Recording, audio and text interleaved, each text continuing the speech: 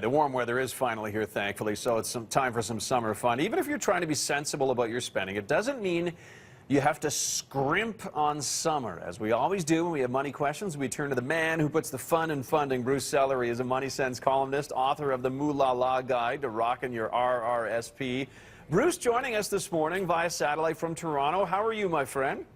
Hello, I'm great, but really all I can think about is rafting on the bow. Is it time? Can we do it yet? Is it time? It is, That's the best thing. It is time. We can get out there. Okay, now you've been saying we don't have to scrimp on summer. What do you mean by that?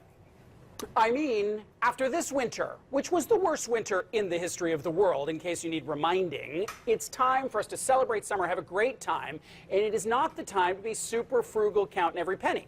Now, that doesn't mean you can spend like a drunken sailor, but it does mean that you make some trade-offs. So here's an example. I want to have my ice cream or beverage on the patio, and I'm willing to trade off a frigid home while I'm at work and the air conditioning is running. So you make the trade-off on things like heating or cooling costs so that you can do the things that you love. What are the things that give you the most happiness in the summer, and how can you focus on funding those? And then the ones that you're kind of indifferent to or less important, you spend less money on.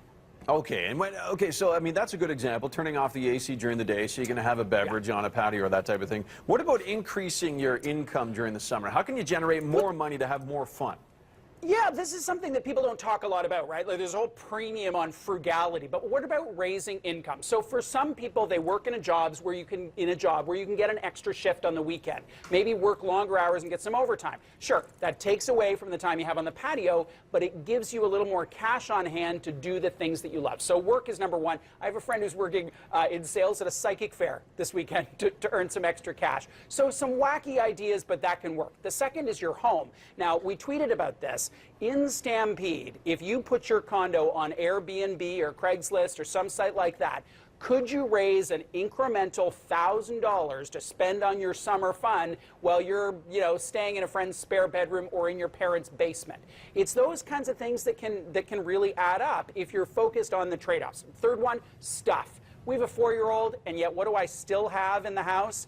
The high chair, the stroller, all that kind of stuff that if I put up on Kijiji or something, I could raise some cash to have some fun in the summer. Okay, so raising income. The other side of the coin, of course, is cutting back on expenses. Yeah. How do you do that? Parking.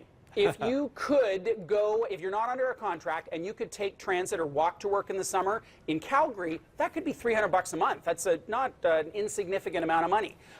Put your health club membership on pause.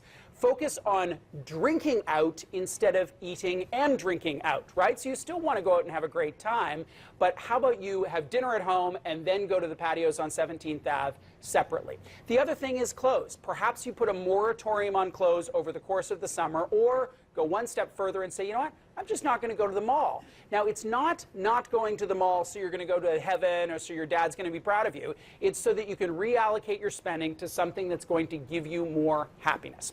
And then the last one, we mentioned electricity bills. A lot of people think, well, this is no big deal. And in Calgary in the summer, air conditioning isn't nearly as big a deal as in some other cities. But there may be a way for you to tweak things a little bit so that you're not spending as much on that stuff and so that you can do the stuff that you really, really love. Okay, so Bruce, I've increased my income. I've cut back on expenses. I have an extra $1,000 to go nuts during the summer here. What are your best tips on getting stuff for cheap? Well, first of all, plan ahead, because there's a lot of deals to be found if you actually do some research. So, go on the daily deal sites, check out what offers are available for attractions that you would love to take your family to, for example. The second is cheap rentals. So a lot of people who have cabins in the mountains or cottages in other parts of Saskatchewan, BC, wherever, they're not going to be there 7 nights a week. So either go on Craigslist or Kijiji and see if you can find one, or put the note out. Put the note out on Facebook and say, hey, does anybody know someone who's got a cabin that I could rent for a week or a weekend? And that can be a really inexpensive way to go versus staying in a hotel. Now, of course, in Alberta, there are amazing campgrounds, and you might be able to borrow someone's trailer. So it is this idea of borrow versus buy can be a great way to have summer fun without it breaking the bank.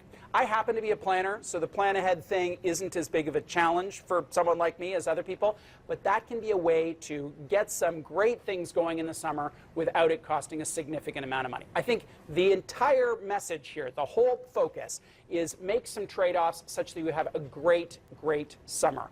And in Calgary, it's not 6 months, right? Like, it's a fairly short window when the weather's great. Given the weather recently, it could actually snow in July, couldn't it? Who knows? It's not going to this year, though. Yeah, fingers crossed. If people want to find out more about you, Bruce, how do they do that? Well, they should go to moneysense.ca and check out my column, or pick up this current issue of MoneySense. I love the cover. It says, "Best tips ever," which is quite a promise, but we offer them. And send me a question to Ask MoneySense. I have a little advice column with a little bit of sass included in my answers. All right, very good. Sass, imagine that from Bruce Sellery. Yeah, there you go. Good chatting with you, my friend, even Thanks if it for the is invitation. from the city of Toronto. Have a great day.